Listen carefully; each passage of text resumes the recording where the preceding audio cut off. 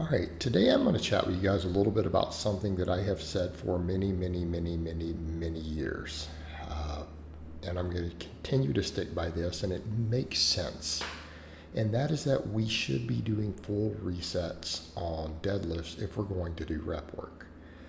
For some reason, there are coaches who seem to disagree with this, and that's okay. I'm going to give my opinions here. I'm going to state why it is, and a lot of it would come down to something that I've heard Louis Simmons say many times. The great strength coach Louis Simmons, rest in peace. We should try to get as strong as possible with the lightest weight possible. Okay? An example, look at me repping 500 pounds on the deadlift there. Okay, for me, that is not a heavy weight. All right, I've done like up to 8 reps with that on a deficit raw with the stiff bar. It's just not that heavy for me. But I got stronger with it. I got bigger from it. Okay? And I think the other thing I've always heard Louis say is get the most out of an exercise. Don't let an exercise get the most out of you. All right. When we are deadlifting and people are not letting go of the slack, they're maintaining tension or tapping lightly, not doing full resets off the floor, their explanation is, but I can get more work done. All right. And I want people to think about that for a moment. Do you really think your muscles did more work? In other words, if, let's say with 500 pounds, if you do full resets, you can only do 3 reps. But if you're tapping it off the floor, you can get 8. Even with a soft tap, not even a true bounce. Okay? Before you hit failure. And let's say you would fail on the 4th rep and you on the one and fail with the 9th rep on the other. Do you honestly think that your muscles did more work?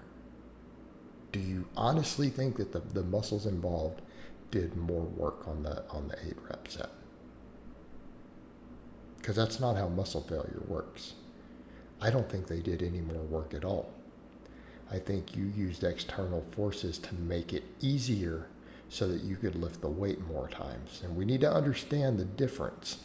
Now, if you're in a competition to do as many reps as possible and they allow you to tap it, okay, that's fine.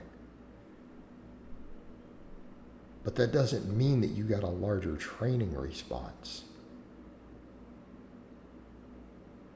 You see where we're going with this? And if we come over and say, if the goal was to get 8 reps, maybe you should have dropped the weight down. Maybe you could have done 455, 450, got your 8 reps. Okay, now we come over to the interesting point. Let's talk about training response. Let's talk about hypertrophic response. Talk about recovery. Something you'll hear again, Mike Israetel talk about stimulus to fatigue. Well, your goal wasn't to lift a heavy weight and to practice the deadlift technique because you're doing that many reps. Wouldn't you have been better doing it with the lightweight and the full resets? From a stimulus to fatigue? Because now you've done 500 pounds versus 450. The axial loading for the 8 reps is another 50 pounds loaded on your spine for all 8 reps. You see where we're going with that? You have to recover from that. That is harder on your recovery. And I want to be clear, from a hypertrophy perspective, the muscles you stimulated, if you failed on rep 9, or would have failed on rep 9, but you stopped on 8, if that would have been your all-out 9 rep max with both techniques, isn't the muscle stimulus and the primary movers the same? Do we understand that? It's the same stimulus. Your muscles don't care. It's just that it's harder because they're pulled into a more lengthened position from the dead stop. They have to work harder. It's still a heavy weight. 450 for 8. That's a lot of weight, guys. Most of you are going to be pretty damn jacked if you could do that. Okay? You'd be pretty jacked. That's a lot of muscle stimulus then. a lot of muscle stimulus.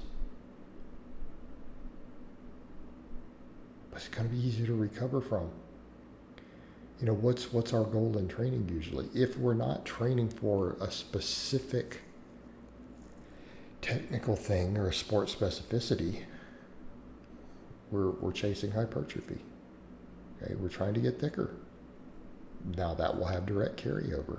That'll have carryover to that rep scenario. It'll have carryover to your max. Okay. But here's the other thing, you know, people are talking about, well, specificity, what if I compete in strongman? Well, not that many people compete in strongman. Let's be honest. How many people compete in powerlifting versus strongman?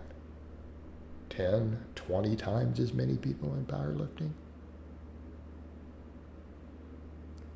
If you're going to be judged on a deadlift, most people are going to care about you. How much you pull. You're going to go test a max. It's going to give you better carryover, obviously, the resets. But the thing is, even the other work, let's say you wanted specificity from it. Are you doing it in the same way you're going to do in that event? Are you wearing your deadlift suit? Because they're usually wearing a suit, right? They're not competing raw. Keep in mind, most strongmen is put stuff up any way possible, and that includes wearing whatever external equipment you need to wear, whatever sleeves, wraps, anything. They let anything and everything. Okay, well, you can put all that on. Otherwise, why don't you just train to just get bigger and stronger then? You can come in and do your normal work.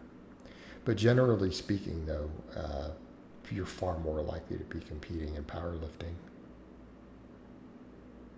even if you're doing it for competitive purposes. But then if we come over to what if you're just chasing general strength and general size?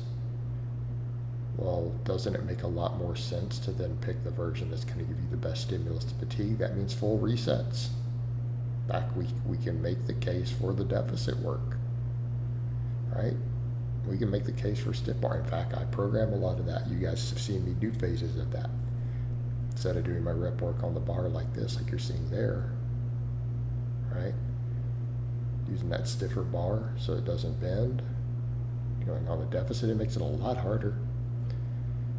Pretty good stimulus to fatigue. Real good. So the point I'm making here is that it's a good idea. Plus, you're less likely to get hurt in general. You know how many injuries we see from people bouncing the bar or doing touch and go? I've seen way more bicep tears, way more. So if you're doing touch and go without straps, that's extremely dangerous in my opinion. That has no place at all. But then we're just turning into a completely different exercise before long, aren't we? We're not really deadlifting. All right, guys, but that's really all I have to say on that today. I hope it's been informative, and I'll talk to you guys next time.